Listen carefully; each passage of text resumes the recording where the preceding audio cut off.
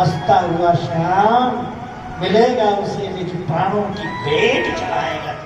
यही से साक्षात दर्शन होने के बाद जब भगवान का दर्शन बंद हो जाता है, उसके दिल पर हाथ धरके लगो कैसा लगता है। पहले श्री पीपानंद जी ने साक्षात जैसे हम तुम बात कर रहे हैं, मैं कथा सुना रहा हूँ, आप सुन रहे हैं, ऐसे ही पीपानंद जी और द्वारिका में जाकर समुद्र में कूद गए। 7 दिन और 7 रात्रि तक श्री कृष्ण भगवान के साथ फांसे खेले। इसके बाद पी को पाया, अब समझ गए, पी को पाया, प्रियतम को पा लिया, तब हुआ उसके प्रताप से। एक शब्द है ताप, एक है प्रताप। ताप क्या है? बोले ये 3 ताप जो होते हैं, दैहिक दैविक भौतिक तापा, राम राज्य नहीं कवनो व्यापा। एक देह का दुख होता है, एक देवताओं का दिया हुआ दुख होता है दैहिक, एक भौतिक भूत प्राणी के द्वारा दिया हुआ कष्ट, इसे 3 ताप कहते हैं। और एक है प्रताप। प्र क्या है? विशेष, और ताप माने कष्ट, जलन। ये साधारण कष्ट नहीं है।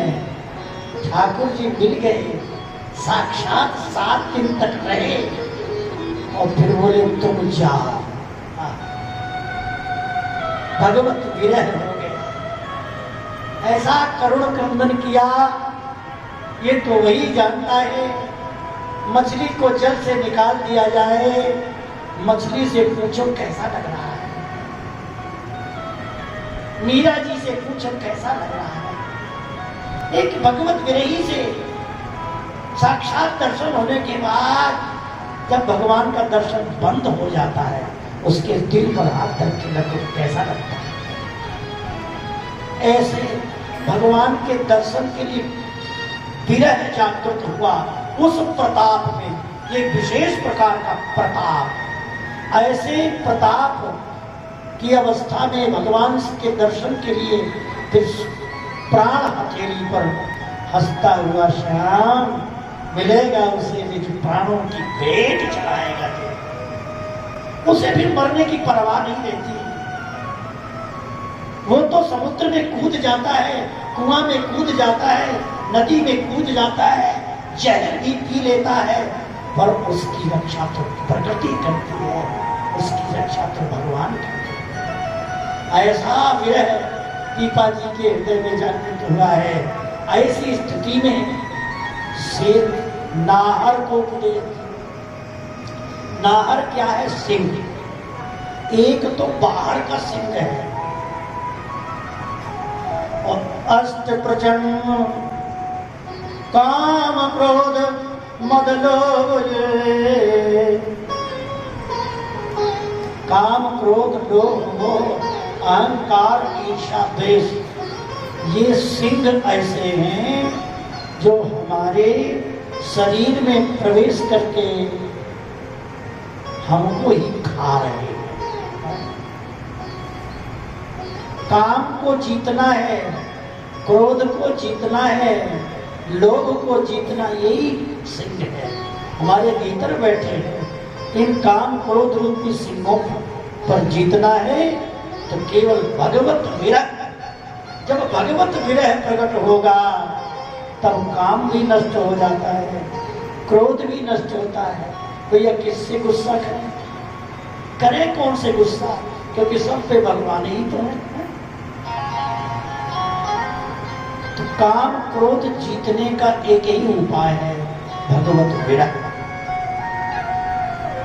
आगे स्पष्ट कर रहे हैं इसका। पीपा प्रताप जग वासना नाहर को उपदेश दीजो। वासना क्या कहा? ये वासना ही सिंह है।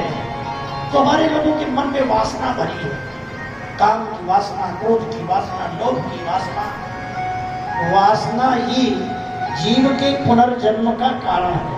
मृत्यु के समय हम लोगों के मन में जो वासना आ जाती है, जो मन में भाव आ जाता है। अच्छा देखो, भागवत महापुराण में श्री भरत जी महाराज 10,000 वर्ष राज्य करके फिर साधु बने थे, आप समझिए।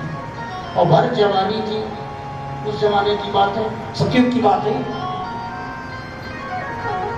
गंडकी नदी में तपस्या की, सिद्ध विगूचे भरत समान। भरत जी सिद्ध हो गए थे। सिद्ध किसे कहते हैं कि जब नाम, जिसका नाम जप करते हैं तो नामी हृदयाकाश में दर्शन देने लगे, उसे हम लोग कहते हैं सिद्ध, नाम सिद्ध। ये स्थिति भरत जी की थी, आप समझिए। कौन से भरत जी?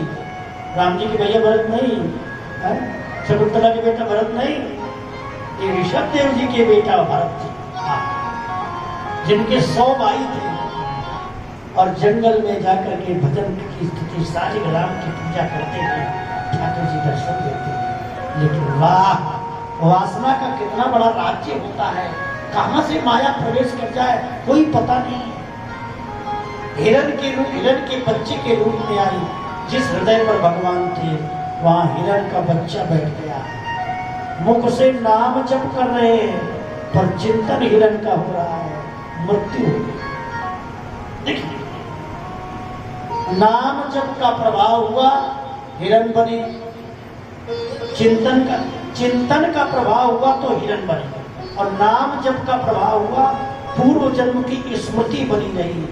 मेरे हिरण के चिंतन के कारण ये वासना रह गई हिरण में, तो मैं हिरण बना।